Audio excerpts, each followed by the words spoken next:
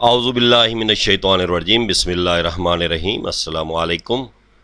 آپ دیکھ رہے ہیں وظائف اور تعویذات پر سب سے بڑا چینل، اور میں آپ کا روحانی معالج ڈاکٹر محمد ارشد۔ آج ہم اس ویڈیو میں جن ٹاپک پر بات کریں گے وہ ہے صدقے کی اہمیت اور اس کی اقسام اور دینے کا طریقہ، اور دوسرا ہے تل کی جو چہرے پر تل ہوتے ہیں، نشان ہوتے ہیں براؤن یا برے رنگ کے، ان کی ہماری شخصیت پر کیا اثرات ہوتے ہیں، کیا ان کی کوئی اہمیت ہے یا نہیں ہے، اس پر ہم بات کریں گے۔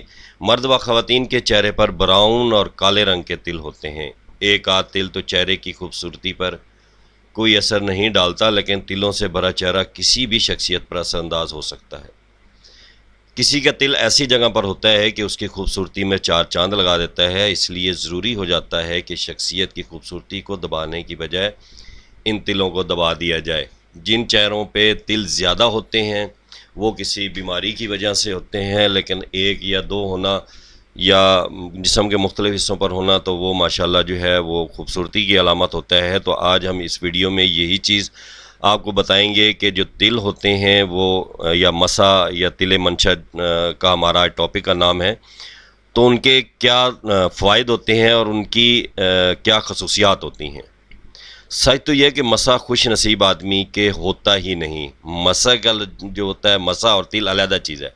مسا جو ہوتا ہے وہ خوش نصیب آدمی کے ہوتا ہی نہیں۔ اللہ ماشاءاللہ رہا تل اگر سیدھی طرف ہو رخسار کے تو خوش نصیبی ہے، عورت کی کن پٹی پر ہو تو زبان درازی کا نشان ہے۔ اس کے آگے اگر تل جو ہے بائیں کان کی لو پر ہو تو درازی عمر کی علامت ہے۔ آنکھ کے پپوٹوں پر ہو تو دائم المرض ہو۔ گردن پر ہو تو مالداری کا تحفہ ہو۔ اگر گردن پر آ رہا ہے تو وہ مالداری کا جو ہے نشان ہے۔ اس کے بعد اگر دونوں نتھوں پر ہو تو زیادہ عمر سفر میں گزرے گی۔ رخسار پر ہو تو متوسط الحال ہو، حسین ہو۔ ہونٹوں پر ہو تو حریص ہو۔ ٹھوڈی پر ہو تو ہر دل عزیز ہو۔ کاندھوں پر ہو تو محنتی ہونے کی دلیل ہے۔ کوہنی پر ہو تو مطلون المزاج ہو۔ ہتھیلی پر تل ہمیشہ شاد کام آدمی کے ہوتا ہے۔ بغل میں ہو تو ناگہانی موت کا شکار ہو۔ دائنی چھاتی پر ہو تو عمر بھر میں کبھی نہ کبھی غربت سے ضرور دوچار ہو۔ چھاتیوں کے درمیان ہو تو شاعر ہو۔ پسلیوں پر ہو تو مزدور ہو۔ پیٹ پر تل شکم پر درد کے ہوتا ہے۔ ران پر دولت مند کے ہوتا ہے۔ بائیں ران کا تل منحوس ہوتا ہے۔ تو یہ ہیں تلوں کی خصوصیات۔ یہ بہت ہی دلچسپ خصوصیات ہیں۔ میرے ذہن میں آج یہ ٹاپک آیا تھا، میں نے کہا چلیں آپ سے بھی ڈسکس کر لیں۔ آگے ہمارا جو مین ٹاپک ہے اس کا وہ ہے صدقہ دیار و بلا۔ یہ مقولہ ہرگز غلط نہیں ہے، بالکل ٹھیک ہے کہ صاحب لطائف المعارف صدقے کی بڑی فضیلت لکھتے ہیں۔ ہم آج کی اس ویڈیو میں 3 قسم کے صدقات وہ ہم نے درج کیے ہیں، ان کے بارے میں بتائیں گے کہ کون سا طریقہ، کون سا دن، کیسے دینا ہے۔ کسی مصیبت کے وقت اگر کوئی شخص ان میں سے کوئی صدقہ دے دے گا تو یقین رکھیے کہ اس کی آئی ہوئی بلائیں خدا رب العزت ٹال دے گا اور وہ ہر بلا سے محفوظ رہے گا۔ تو اس میں سب سے پہلا جو صدقہ ہے، صدقہ 7 روزہ۔ تو اس میں کون کون سے دن آپ کیا کیا دیں گے، اس صدقے کے بارے میں آپ کو بتا دیتا ہوں کلیئرلی۔ جمعہ کا دن بچوں کو کھیر کھلائیے۔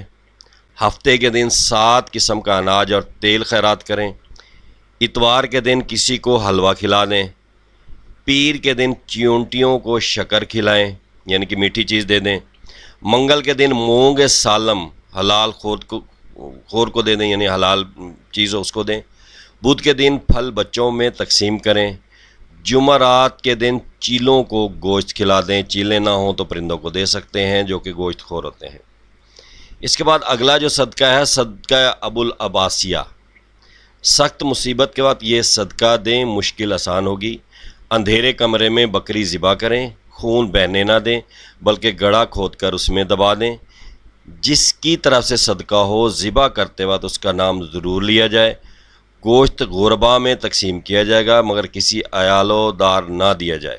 یعنی کہ جو رشتہ دار ہیں، امیر ہیں، ان کو آپ نے نہیں دینا، غریبوں کو جو ہے نا اس میں تقسیم کرنا ہے۔ تو صدق ابو العباسیہ، یعنی کہ اگر آپ کسی مصیبت، جتنی بڑی مشکلات ہوں، صدقہ دیں گے انشاءاللہ مصیبت ٹل جائے گی، چاہے وہ بیماری کی شکل میں ہے یا کسی نقصان کی شکل میں۔ اگر رکع صدقہ، یہ رکع ہاتھ میں لے کر سر سے اونچا اٹھا لیں اور اس کی برکت سے دعا مانگیں، اللہ تعالیٰ قبول فرماتے ہیں، ضرور قبول فرماتے ہیں۔ اللہ تعالیٰ جو ہے وہ کرم فرمانے والی ذات ہیں، کرم کرنے والی ذات ہیں۔ تو وہ جو رکع آپ کو ہم نے دینا ہے یا جو آپ نے لکھنا ہے، وہ انشاءاللہ ہم ویڈیو میں لکھ دیتے ہیں، دے دیتے ہیں آپ کو۔ اس کو آپ نے جو ہے نا وہ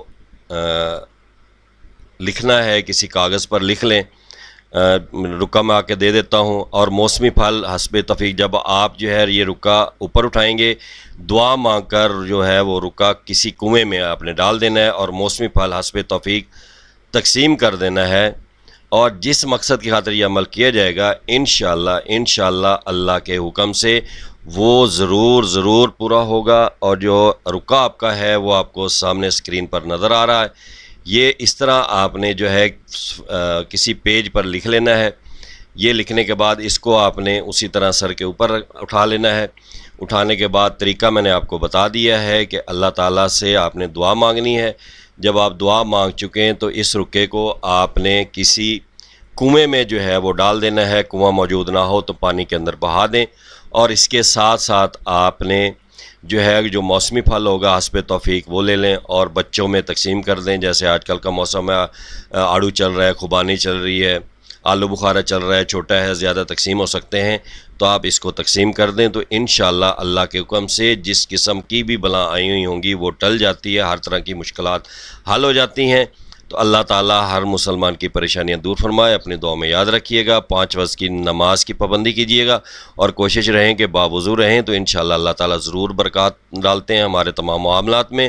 اللہ تعالیٰ ہر مسلمان کا حامی ناصر۔ السلام علیکم۔